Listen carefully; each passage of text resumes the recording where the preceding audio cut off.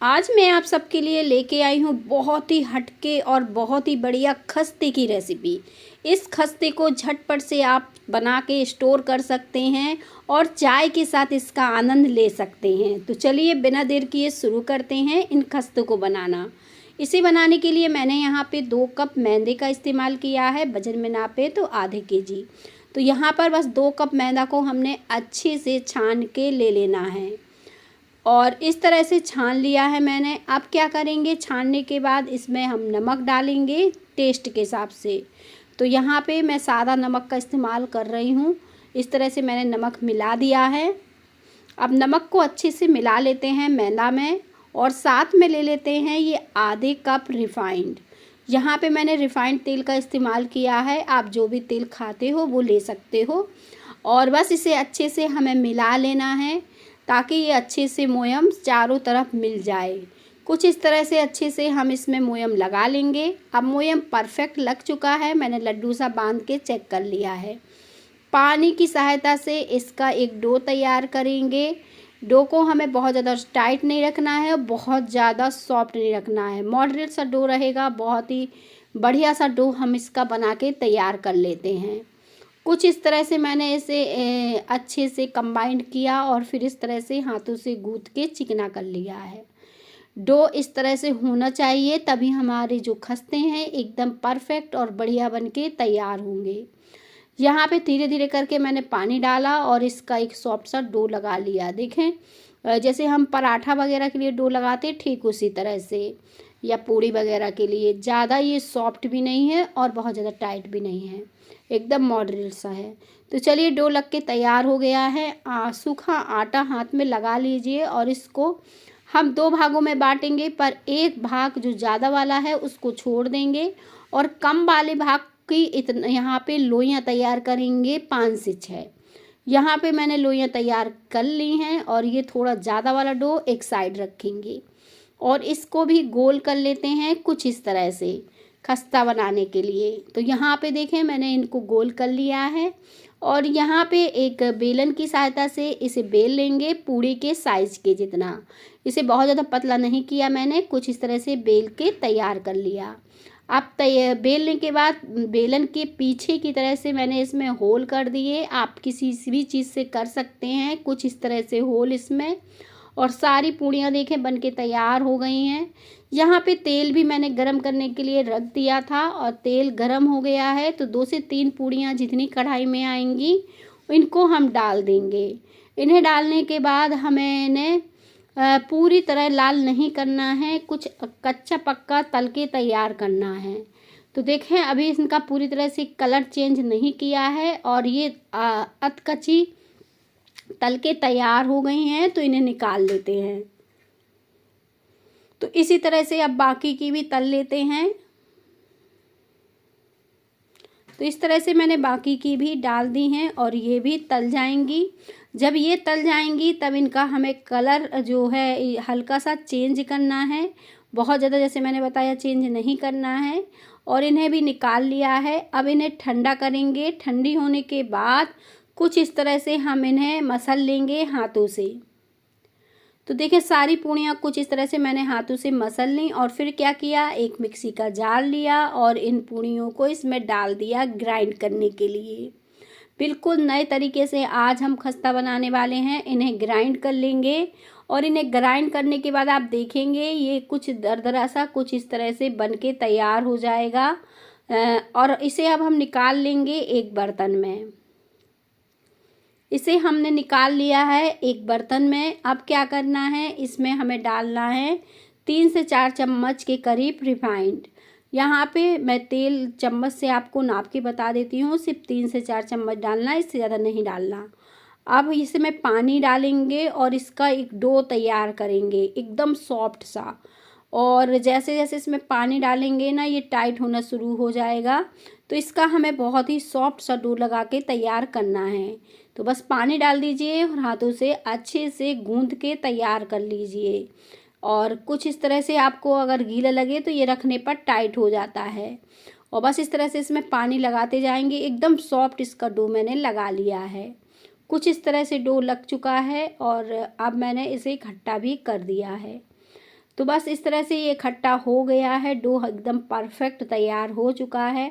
इसकी भी हमें लोइयाँ तो निकाल लेना है। तो मैंने यहाँ पे इसकी 5 लोइयाँ तैयार की हैं और बस इसे गूँथ के हमने इसकी लोइयाँ बना ली हैं। और जो मैदा हमने बचा के रखी थी, अब इसकी हमें 6 लोइयाँ बनानी हैं, क्योंकि इसकी मैंने 5 बनाई हैं तो उसकी हम 6 बनाएंगे। बहुत ही इजी रेसिपी है, झटपट से बन जाती है, बहुत समय नहीं लगता है, बिल्कुल नया तरीका है, आप ट्राई कर सकते हो।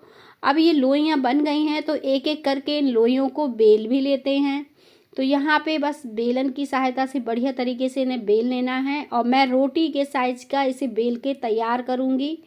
कुछ इस तरह से जितनी हम रोटियाँ बनाते हैं ठीक उसी तरह से इसे बेल लेंगे। इसे बेलने में बहुत ज़्यादा समय नहीं लगेगा। आप देखें ये बिल गई है। तो इसी तरह से जो 5 लोइयाँ हमारी और बची हैं उनको भी बेल के तैयार करेंगे। फिर मैं आगे बताऊंगी कि अब इसके बाद हम क्या करेंगे। तो बस इस तरह से लोइयों को बेलते जाएंगे और साइड रखते जाएंगे किसी प्लेट में, और बाकी की भी बेल लेते हैं इसी तरह से। अब सारी लोइयाँ हमारी अच्छे से बिल चुकी हैं, कुछ इस तरह से हैं। अब क्या करेंगे, ये जो लोई है ना, तो जो हमने साटा बनाया था जिसे गूँथ के तैयार किया था, जब सारी हमारी पूरी रोटियां बिल गई हैं तो इस लोई को रखेंगे और इसके ऊपर बेलन की सहायता से या फिर हाथों से कुछ इस तरह से फैला देंगे। तो जैसी सुविधा हो आपको कर सकते हैं, इस तरह से बेलन से ही फैला सकते हैं या फिर हाथों से कुछ इस तरह से चारों तरफ फैला दीजिए। अब इस तरह से फैलने के बाद इसके ऊपर एक एक रोटी रखते जाएंगे और इसे पैक करते जाएंगे। तो यहाँ पे देखें, अब मैं क्या करूँगी, इसके ऊपर एक रोटी रख दूँगी जो बेल के तैयार की है मैदा की, और इस तरह से खींच के इसे बराबर कर देंगे। अब इसी तरह से जो साटा बनाया था अब हम उसे फिर से लगाएंगे।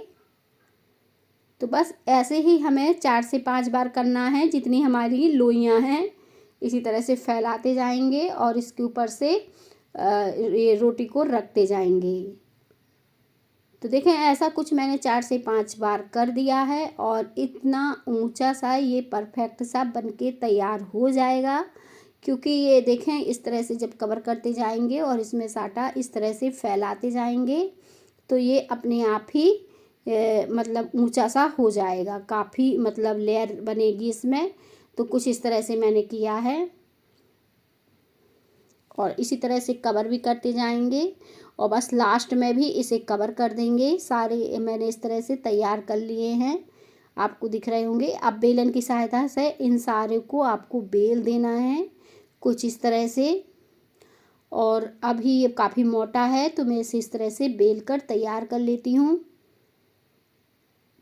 इसे हल्का सा हम पतला कर लेते हैं, बहुत ज़्यादा मोटा ना रहे। और देखें अब काफ़ी हल्का पतला सा हो गया है। मैंने इस तरह से बेलन की सहायता से इसे बेल कर तैयार कर लिया है। अब ये बिल चुका है अच्छे से। तो अब हमें क्या करना है, इसे फोल्ड करना है।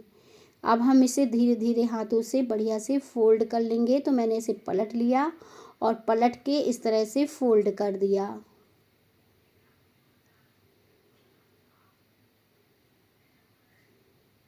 इसे फोल्ड करने के बाद इस तरह से मैंने हाथों से पतला कर दिया। कुछ इस तरह से जितना पतला आप खस्ता बनाना चाहें उतना पतला इस रोल को कर लीजिए, क्योंकि इसको रोल को करने के बाद हमें इसे चाकू से कट करना है। मैंने 2 भागों में इसमें को बांट दिया है। अब अंदर तरफ देख सकते हैं कितनी अच्छी लेयर इसकी तैयार हुई है। अब हम इसके छोटे छोटे पीसेस कुछ इस तरह से बना के तैयार कर लेंगे। बस इसी तरह से हमें बाकी के भी बना के तैयार करने हैं, जैसे अभी कर रही हूँ। और इस तरह से सारे हो जाएंगे तो हम इन्हें फोल्ड करना भी आपको बताएंगे। कुछ नहीं करना है, आपको इस तरह से इसको हल्का सा घुमाना है, हल्के हाथों से इस तरह से दबा देना है। बहुत ज़्यादा इन्हें दबाने की ज़रूरत नहीं है, बस इस तरह से फोल्ड सा करेंगे और हल्के हाथों से इन्हें कुछ इस तरह से दबा देंगे। ईज़िली ये खस्ते आपके बनके तैयार हो जाएंगे। यहाँ पे तेल ज़रूर गरम करने के लिए रख दीजिएगा और बस धीमी आंच में इन तेल जब गरम हो जाए तो इनको डाल दीजिएगा। इन खस्तों को सेकते समय बस इस बात का ध्यान रखना है, इन्हें धीमी आंच में अच्छे से क्रिस्पी होने तक सेकना है और ये जो लेयर है अपने आप ही हल्की हल्की खुल जाएगी। तो बस इस तरह से हम बाकी के सेक कर तैयार करेंगे। हल्के से ये नीचे से देखें सिक गए हैं, तो मैं इन्हें पलट रही हूँ ताकि ये दोनों तरफ से बढ़िया से सिक के तैयार हो जाएं। तो कुछ इस तरह से मैंने देखे इन्हें पलट दिया है। अब ये काफ़ी अच्छे से सिक के तैयार हो चुके हैं। इनका हमें पूरी तरह से कलर चेंज करना है जैसे खस्ता का होता है।